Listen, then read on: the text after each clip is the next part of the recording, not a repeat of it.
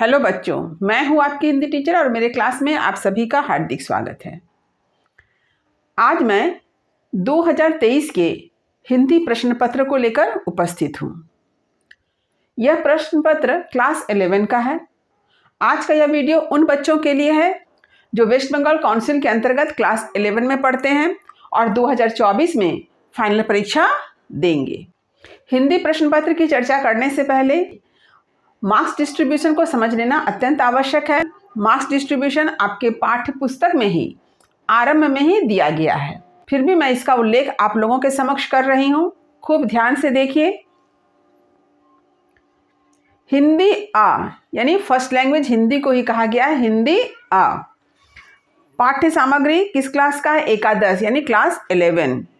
पूर्णांक 100 यानी आपकी परीक्षा होगी 100 मार्क्स की, जिसमें से क्या किया गया है 80 + 20 यानी 80 मार्क्स का रिटन एग्जाम होगा और 20 मार्क्स का प्रोजेक्ट होगा। तो 80 + 20 कुल मिलाकर हो गए 100। अब देखिए गद्य। गद्य से 30 अंक के प्रश्न पूछे जाएंगे। तो गद्य के अंतर्गत आपको क्या क्या पढ़ना होता है? निबंध, कहानी और एकांकी। निबंध के अंतर्गत आप कौन कौन सा निबंध पढ़ते हैं? विद्यानिवास मिश्र जी का मेरे राम का मुकुट भीग रहा है और मुंशी प्रेमचंद द्वारा रचित निबंध महाजनी सभ्यता। कहानी के अंतर्गत आप 3 कहानी पढ़ते हैं। हरिशंकर परसाई द्वारा रचित मैं नर्क से बोल रहा हूँ शीर्षक कहानी, मनीषा कुलश्रेष्ठ द्वारा रचित बिगड़ैल बच्चे शीर्षक कहानी और सचिदानंद हीरानंद वात्स्यायन अज्ञे जी द्वारा रचित बहता पानी निर्मला शीर्षक कहानी, जो कि यात्रा वृत्तांत है। एकांकी के अंतर्गत आपको पढ़ना होता है भुवनेश्वर प्रसाद जी द्वारा रचित एकांकी, जिसका शीर्षक है आजादी की नींद। इसके बाद देखिए काव्य। काव्य से 20 अंक के प्रश्न पूछे जाते हैं। काव्य के अंतर्गत आपको मध्ययुगीन कवियों की रचनाएं पढ़नी होती है, जिनमें प्रमुख हैं सूरदास जी, रसखान जी और घनानंद जी। जिसमें कवि सूरदास जी और कवि रसखान जी भक्ति काल के कवि हैं और कवि घनानंद जी रीतिकाल के कवि हैं। इसके बाद आधुनिक काल के कवियों की कुछ रचनाएं आपको पढ़नी होती है, जिसके अंतर्गत है कवि जयशंकर प्रसाद द्वारा रचित कविता, जिसका शीर्षक है अरि वरुणा की शांत कछार, कवि हरिवंश राय बच्चन जी की कविता जो बीत गई सो बात गई और कवि नागार्जुन जी की कविता, जिसका शीर्षक है अकाल और उसके बाद। हिंदी साहित्य का इतिहास, यह भी आपको पढ़ना है। इससे 10 अंक के प्रश्न पूछे जाएंगे। हिंदी साहित्य का इतिहास। हिंदी साहित्य के इतिहास के अंतर्गत हिंदी भाषा उद्भव और विकास, हिंदी साहित्य का आदिकाल, प्रवृत्तियाँ और प्रमुख कवि, भक्ति काल, प्रवृत्तियाँ और प्रमुख कवि, इसके साथ ही साथ भक्ति काल में जितनी काव्य परंपराएं विकसित हुई उन सब की प्रवृत्तियाँ और प्रमुख कवियों को भी पढ़ना होता है। और इसके बाद है रीतिकाल। रीतिकाल की सामान्य प्रवृत्तियाँ और उस युग के प्रमुख कवि। यह सब आपको हिंदी साहित्य के इतिहास के अंतर्गत पढ़ना है। निबंध लेखन कितने अंक का है? 10 अंक का है। यानी आपके परीक्षा में आपको निबंध लिखने दिया जाता है, जो कितने अंक का होगा? 10 अंक का होगा। निबंध लेखन के बाद है व्याकरण। व्याकरण से संबंधित प्रश्न कितने अंक के होंगे? 10 अंक के होंगे। और व्याकरण जो है आपके पाठ्यपुस्तक पर आधारित होगा। व्याकरण के अंतर्गत आपको पढ़ना होता है वाक्य संशोधन, वाक्य परिवर्तन, लिंग, वचन, उपसर्ग, प्रत्यय। व्याकरण के बाद परियोजना यानी प्रोजेक्ट कितने मार्क्स का? 20 मार्क्स का। तो प्रोजेक्ट आपको स्कूल में ही अपने सब्जेक्ट टीचर की सहायता से बनानी होती है। तो उम्मीद करती हूँ कि आपने अब तक अपना प्रोजेक्ट सब्जेक्ट टीचर के पास जमा कर दिया होगा। इस प्रकार से आपका रिटन एग्जामिनेशन होगा 80 मार्क्स का और प्रोजेक्ट है 20 मार्क्स का। तो कुल मिलाकर हो गए 100 मार्क्स। तो अब चलिए प्रश्न पत्र की चर्चा आरंभ करती हूँ। देखिए new syllabus Hindi group A 2023। समय दिया जाएगा 3 घंटा 15 मिनट। फुल मार्क्स 80 यानी 80 मार्क्स का आपका रिटन एग्जामिनेशन होगा, यानी लिखित परीक्षा। यहाँ पर कुछ निर्देश है। पहला, संक्षिप्त तथा बिंदुवार यानी सटीक उत्तर के लिए विशेष अंक दिया जाएगा। दूसरा, वर्तनीय शुद्धि, अव्यवस्थित तथा खराब लिखावट के मामले में अंक काटा जाएगा। तीसरा, उपांत के अंक पूर्णांक के द्योतक है। तो यहाँ पर विशेष रूप से ध्यान दीजिए कि आपको उत्तर सटीक लिखना, एकदम पॉइंट वाइज लिखना है और संक्षिप्त लिखना है। इसके साथ ही साथ स्पेलिंग सही लिखना है, अपनी हैंडराइटिंग अच्छी रखनी है। यदि आप स्पेलिंग गलत करते हैं, यदि आपकी राइटिंग खराब है, तो आपके अंक काट लिए जाएंगे। यह बात यहाँ पर देखिए लिख दिया गया है एकदम से, तो इस बात को हमेशा ध्यान रखें। तो 1 नंबर जो प्रश्न है वह है MCQ टाइप, यानी बहुविकल्पीय प्रश्न, यानी यहाँ पर आपको ऑप्शन दिए जाएंगे, आपको सही ऑप्शन को अपने कॉपी में लिखना है। 1 नंबर, निम्नलिखित सभी प्रश्नों के उत्तर नीचे दिए गए विकल्पों में से चुनकर लिखिए। तो ये कितने मार्क्स का हो गया? 1 मार्क्स का है। तो आपको कितने प्रश्न दिए गए हैं? 20 प्रश्न हैं। तो इस प्रकार 20 × 1 कितना हो गया? 20, यानी आपका MCQ कितने मार्क्स का हो गया? 20 मार्क्स का हो गया। तो देखिए खंड क के अंतर्गत जो MCQ हैं, यहाँ पर जितने सारे प्रश्न हैं ये आपके निबंध, कहानी और एकांकी से पूछे गए हैं। इससे संबंधित कितने प्रश्न हैं देखिए? 1, 2, 3, 4, 5, 6, 7, 8, 9।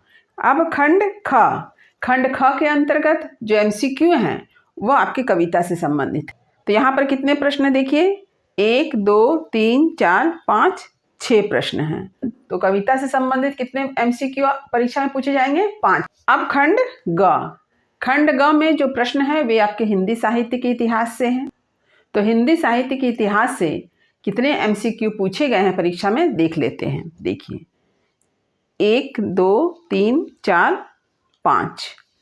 तो इस तरह से 5 MCQ आपके हिंदी साहित्य के इतिहास से पूछे गए हैं। तो कुल मिलाकर MCQ कितने पूछे गए परीक्षा में? 20 MCQ।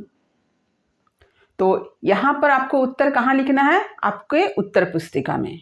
MCQ के बाद अब जो प्रश्न आपसे पूछे जाएंगे वे है विषयनिष्ठ या वर्णनात्मक। देखिए अब देखिए 2 नंबर प्रश्न को 2 भागों में बांटा गया, क और ख। क के अंतर जो प्रश्न आपके निबंध, कहानी और एकांकी से पूछे गए हैं, और ख के अंदर जो प्रश्न होंगे वो आपके कविता से हैं। तो यहाँ पर क्या कहा गया देखिए, निम्नलिखित लघुत्तरीय प्रश्नों के उत्तर अधिकतम 30 शब्दों में लिखे। यहाँ पर ध्यान दीजिए कितने शब्द में लिखना है? 30 शब्द में लिखना है। फिर ब्रैकेट में क्या लिखा गया देखिए, प्रथम प्रश्नांश के लिए 1 वाक्य तथा दूसरे प्रश्नांश के लिए 2 वाक्यों का प्रयोग कीजिए। तो इस बात पर आपको ध्यान देना है। तो यहाँ पर आपको किन्हीं 3 प्रश्नों के उत्तर लिखिए, ये कहा गया है। और प्रत्येक प्रश्न कितने मार्क्स का है? 2 मार्क्स का है, यानी 3 प्रश्न तो कुल मिलाकर कितने हो गए? 6 मार्क्स, यानी 6 नंबर का यह प्रश्न है। यानी अगर आप 3 प्रश्नों का उत्तर सही लिखते हैं तो आपको कितने मार्क्स मिलेंगे?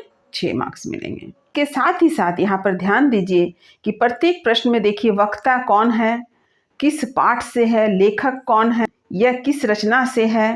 फिर देखिए पाठ का नाम लिखिए, लेखक का पूरा नाम लिखिए, किस पाठ से है। यानी आपको प्रत्येक पाठ का नाम और लेखक का नाम खूब अच्छी तरह से याद कर लेना है। यहाँ पर जरा भी स्पेलिंग गलत नहीं होना चाहिए।